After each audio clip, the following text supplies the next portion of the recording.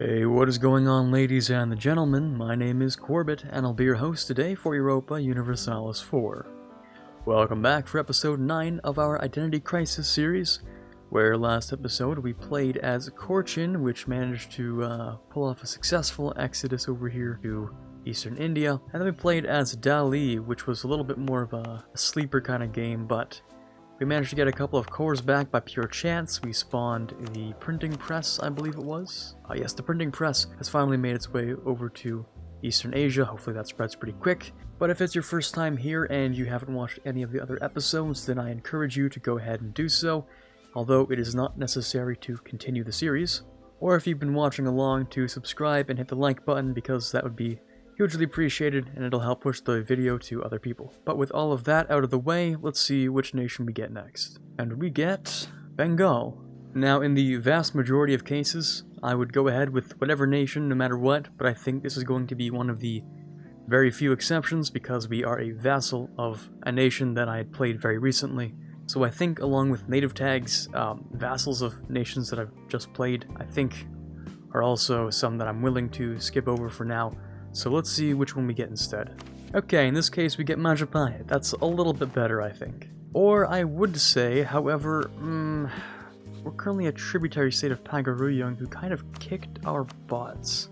Yeah, that's not so good. On the bright side, we see that Maguinda now here lived and is also thriving. I don't know how they did that, but I'm pretty proud of them. As for ourselves, well, we are 4 development, 2 ships, 1,000 men, as a tributary state with like no allies. So let's organize what we have here and try to figure out what we're even supposed to do. Well, first of all, I can actually declare war for reconquest of this land here, and I think I want to do that actually.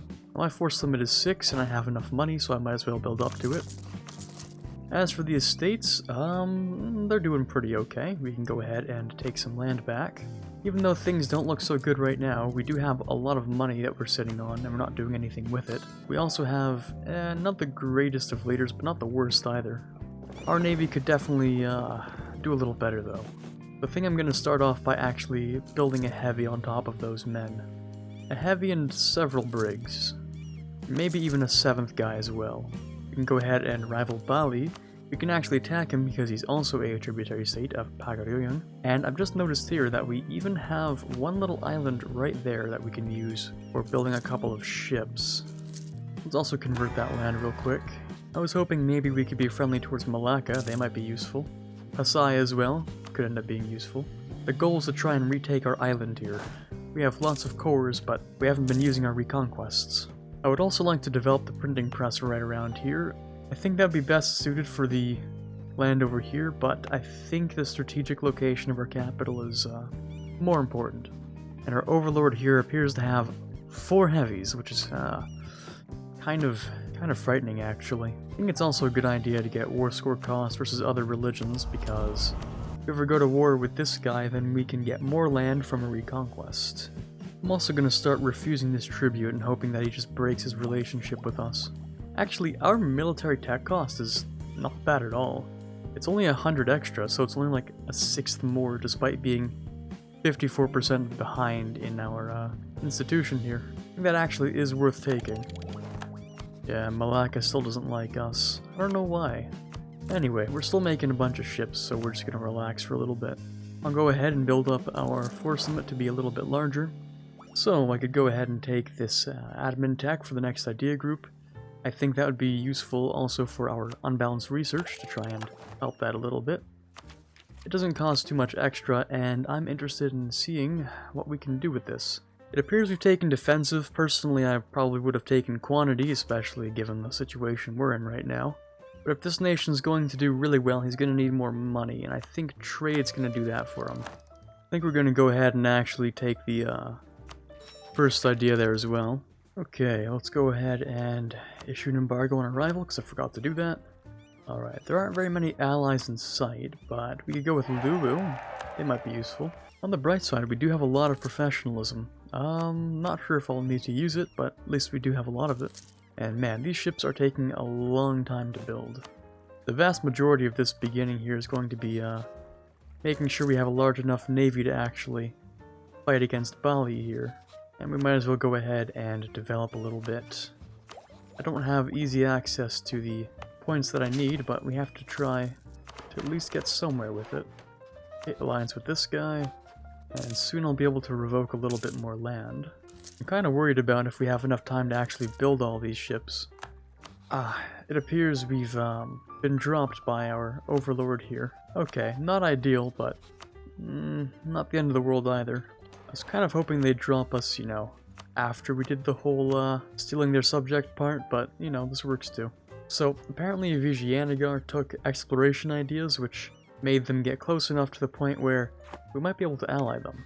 And that's kind of weird. Man, our scenario here does feel kind of hopeless, not gonna lie. Okay, Pasai says no to alliance, but they might change their mind soon.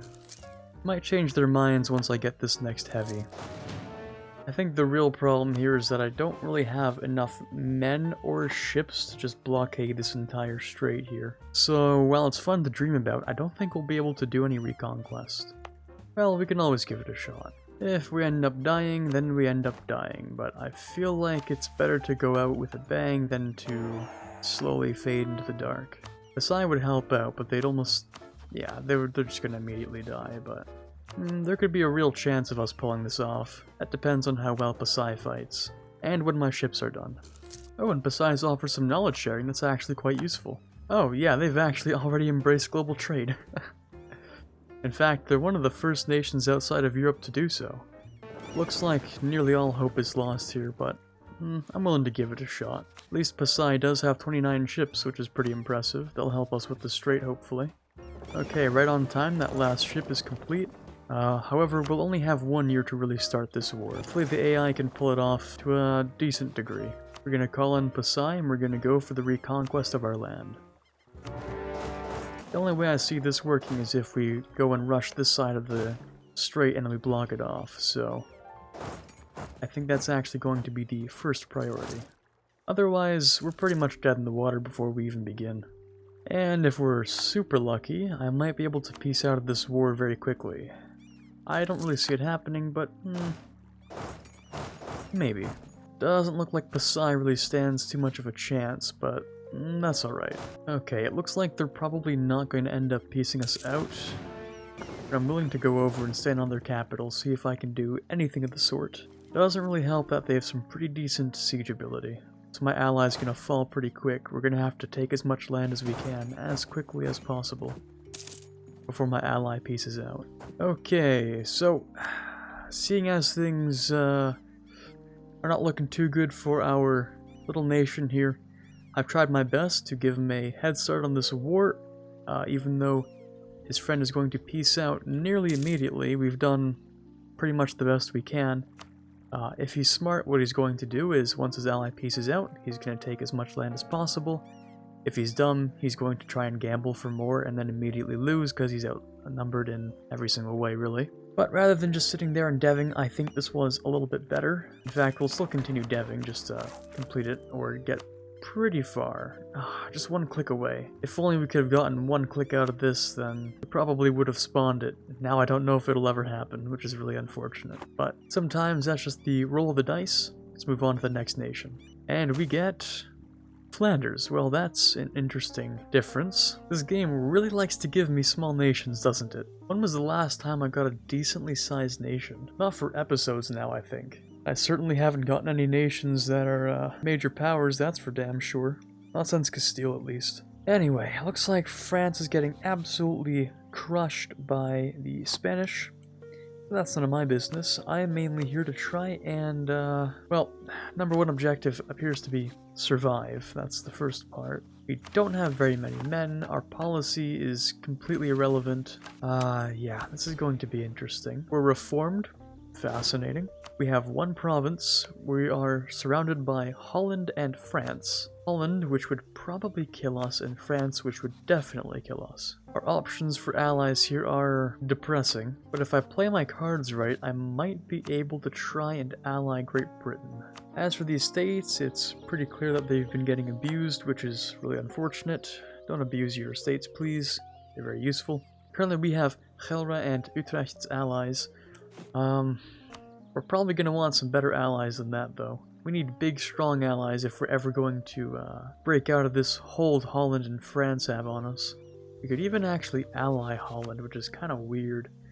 I would prefer to reconquest my cores, though. On the bright side, it's not like we have to dev an institution, so that's good. Let's also improve relations with the British. That might allow us to go ahead and get ourselves that alliance. And there we go. That's a good alliance to start off with. In fact, if I promise the British some land, then they might end up helping me a little bit. If I went ahead and got some claims on France, I'm wondering how quickly they jump at the opportunity to kill them as well. Wanting to screw over the French is of course a classic English tradition, so okay, and we can embrace very cheap. We do have a free merchant. I would like to put him in here actually, just to get a little bit of money. Well, if you've got nothing better to do, make some more allies and hope that they'll help you. Looks like we can bring Cleves into our alliance here. Let's ally them. They might be able to join his war, unless it's been going on for too long, which it might be. So Britain is absolutely crushing Quito right now. Once they're done, they might end up moving the troops back over. At least I hope so. And yeah, they're pretty much done.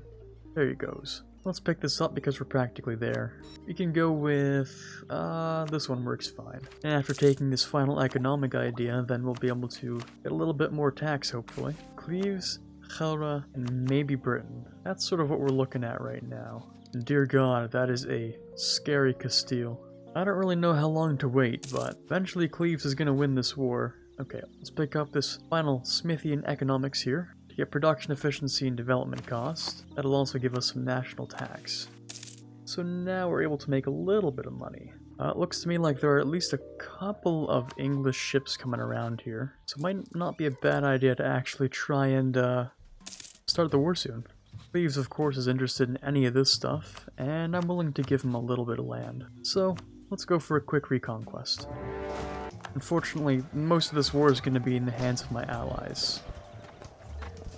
So they're going to immediately go after me, and my army stack wipe, we're going to have to wait for someone else to come in and do the job. I always sort of expected this sort of thing, so I will just increase the defensiveness and wait out a little bit. Britain has brought back a couple of his fleets, so he's going to be ready to do that. He's going to be ready to get some stuff done. Yeah, all I can really do is speed 5. I literally have no control over the rest of this game right now. And we can also call in Utrecht. I mean, don't seem to be doing so well, but sure. And so, although I never really expected much, boy did I expect a little more than this. Britain with 52 transports, what will he do? It appears the correct answer is sit there and not use them. So I have to humbly request, Paradox, could you please, could you maybe fix a little bit of the AI here? It appears they are completely stuck and they don't know what they're doing. They have 56 transports sitting in the North Channel, while they have 50,000 troops on the main island here, so usually one would put 2 and 2 together and find out that, quite possibly, you can maybe get 4. Seeing as I don't think they're going to do anything, it looks like the best opportunity here would be to simply white peace, because Britain is not going to land men, so that whole idea is not working out quite the way I thought it would. So, a white peace and a lot of devastation and a little bit of disappointment later. Looks like the best we can do to improve ourselves here would be to spam out development and hope for the best. Alright, this nation is not going to make it very far, especially now with all that war exhaustion he's just accrued. But I guess sometimes that's just what happens. Sometimes you roll extremely, extremely unlucky, and you get a nation sandwiched between 2 larger nations with allies that will not help you. That's going to be the end of Flanders, during which we did literally nothing. But we did give it a shot, and as a reward for sticking through to the end, we'll take a look to see that Majapahit has also lost his war. Well, he had a good run.